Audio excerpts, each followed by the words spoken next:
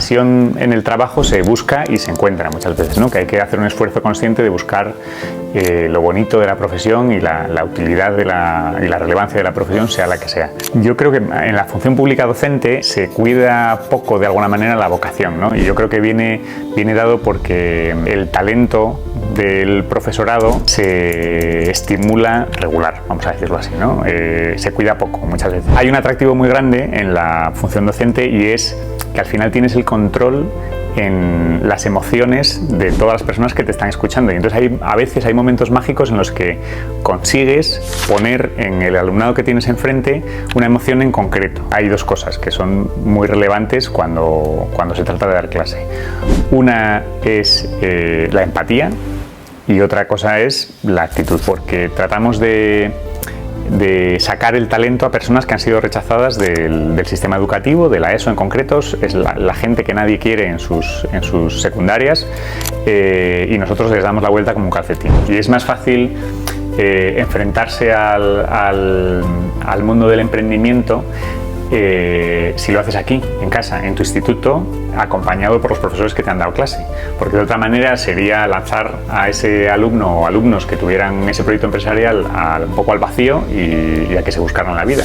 A ver, yo creo que el salario no es el punto clave en porque hay otra manera de incentivar a las personas más allá del salario, pero sí que es cierto que no hay una evaluación de la función docente, ¿no? En otros países, por ejemplo en Estados Unidos, todos los profesores, sean de donde sean, reciben una evaluación a final de curso, y es una evaluación relevante. Sobre la inteligencia artificial, vi el otro día que empezaban a ofertar ahora cursos de inteligencia artificial y es un recurso interesantísimo yo creo que para todas las profesiones, y para los docentes también lo es. Vamos, es un cambio que nos va a tocar afrontar, igual que lo fue Internet o otros parecidos.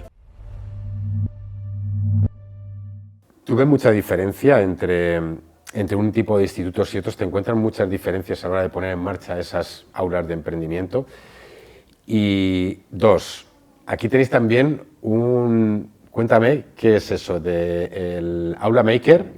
Y el tercer punto, o el tercer paso, que es el paso de vivero de empresa. Bueno, sí, efectivamente llevamos trabajando un tiempo en el tema del emprendimiento.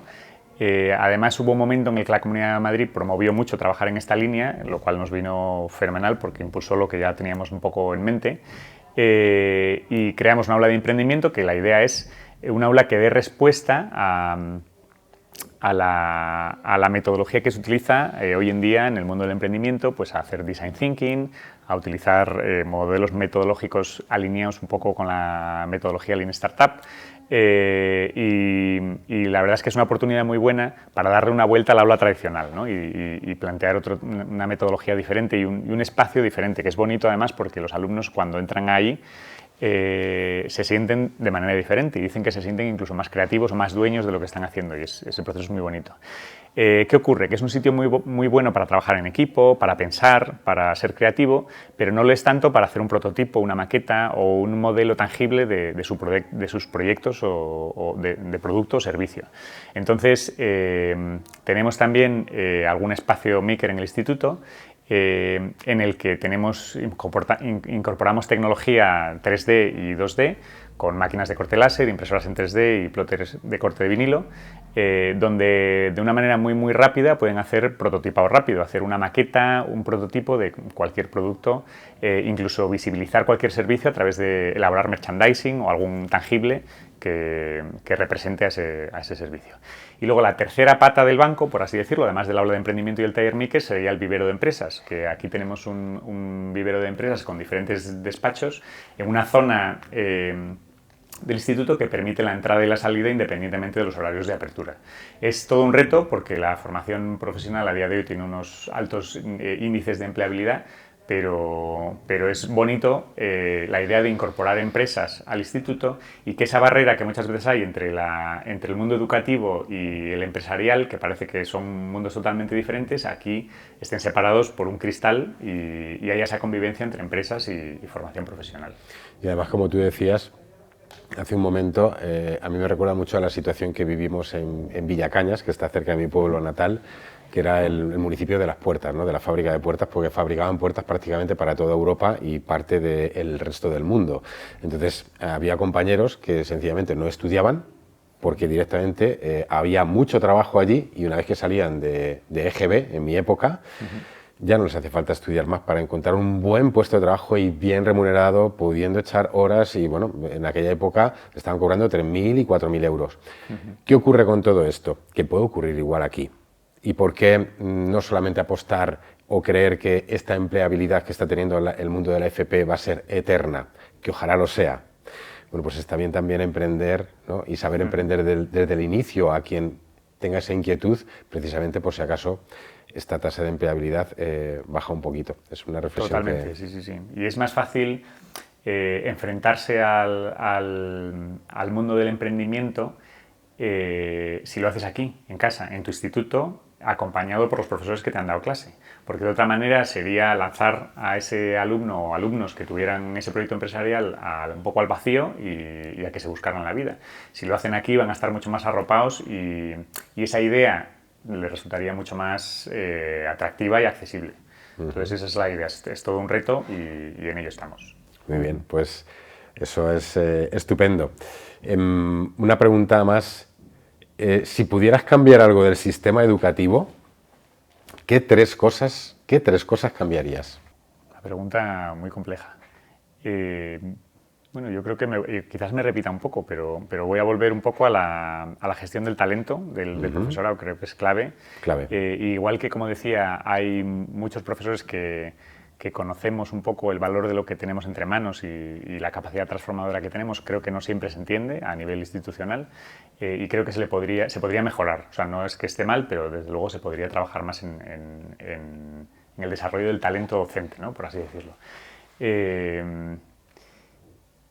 Y básicamente sería esa, es decir, que creo que es una palanca que mueve otros muchos engranajes que son útiles para que nos entiendan, quien nos vaya a ver, que nos van a ver muchas miles de personas. Un docente, vamos a llamar un docente al uso, ¿vale? Un docente normal que aprueba su posición, se pone a dar clase con toda su buena intención, que cumple su currículum, ¿vale? Su currículo se llama, el que, bueno, pues le obliga a la administración a dar en función de la materia que esté dando, bien esté en bachillerato, bien esté en un ciclo formativo de formación profesional.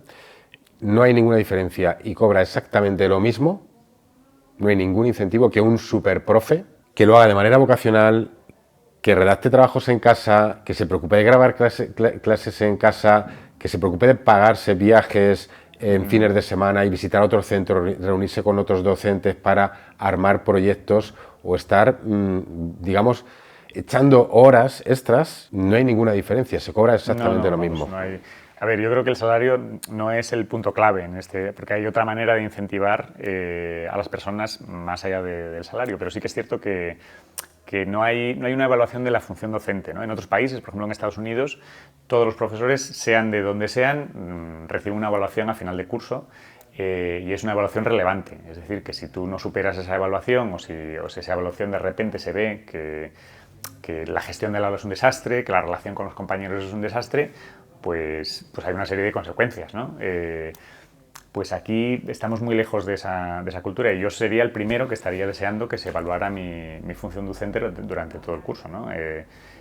Porque también creo que es una manera de mejorar. Es decir, si de repente, por lo que sea, yo estoy descuidando, imagínate, la atención a los padres de los alumnos cuando son menores de edad, pues a mí me gustaría que me lo dijeran, porque creo que es un aspecto a mejorar y esos procesos de evaluación lo único que fomentan, bajo mi punto de vista, es crecer y ser mejor docente día a día, pero desgraciadamente pues no hay nada parecido y como decía, pues está un poco descuidado, yo creo, tanto la gestión del talento docente como el acompañamiento a los docentes, sobre todo en los primeros tiempos de profesión.